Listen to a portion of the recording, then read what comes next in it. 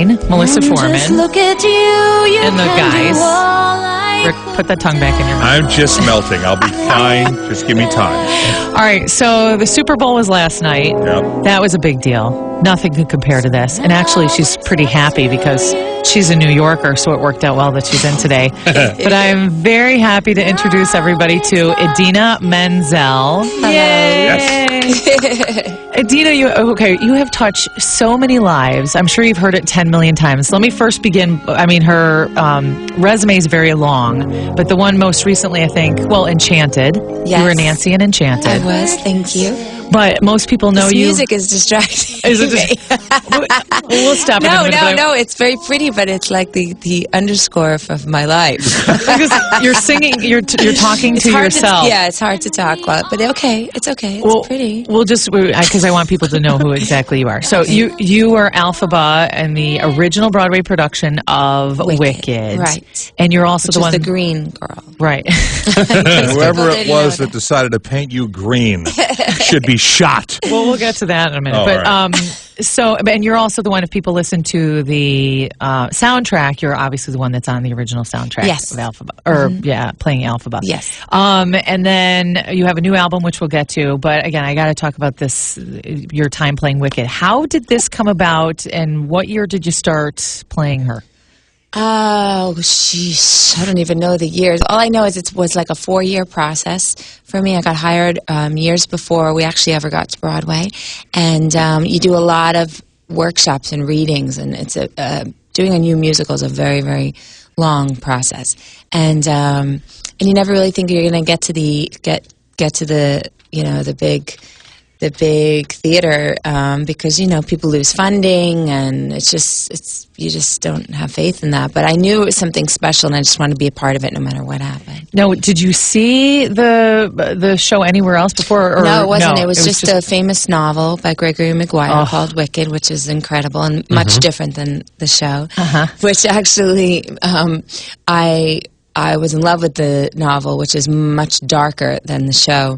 And so I came into my audition wearing like black goth kind of outfit, and I wore green lipstick and big motorcycle boots, and And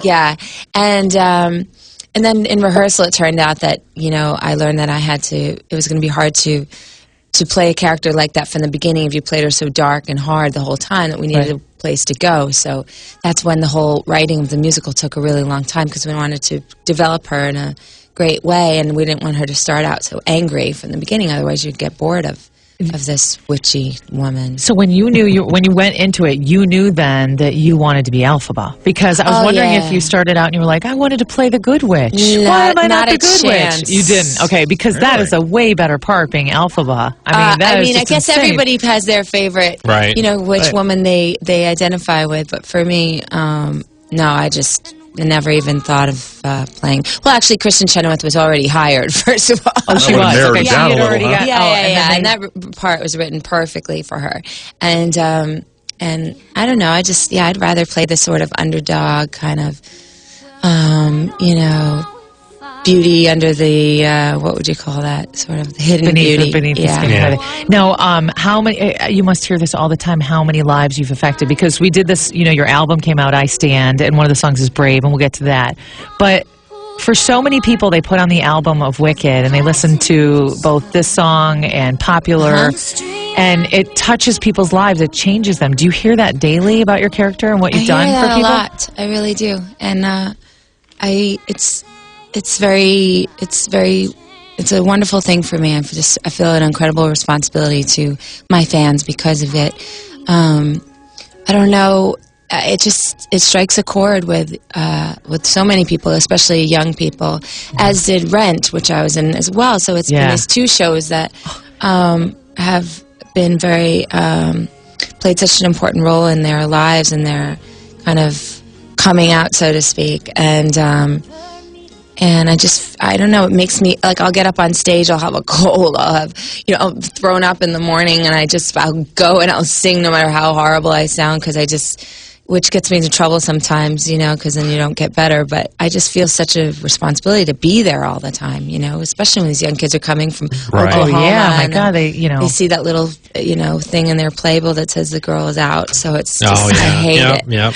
What, when you're in town today, are you going to be able to see the show? Do you see it at all when you're in other cities? I did see it recently. My friend Julia Murney, who was doing it on Broadway, was in it, and I went to see that. I needed to be gone from it long enough to be able to appreciate it because it's so close to me, and I just finished doing it in London a year ago. I went back to London and did it for 5 months. So after, you know, I have to sort of let it go, let the experience go for myself, and then once I've been gone a little bit, I can go back and watch it as an audience member. I guess it would be. And is it hard that's my part. Is it hard to watch somebody doing your role? Sometimes, Yeah. Sometimes, usually they're great, and you see things that you wish you would have thought of. But most of the time, it's not even that because we're all really supportive of each other. It's just wanting to get back in it and do it, you know. Yeah. Which role do you think you liked better, playing Elphaba in Wicked or playing Maureen in Rent?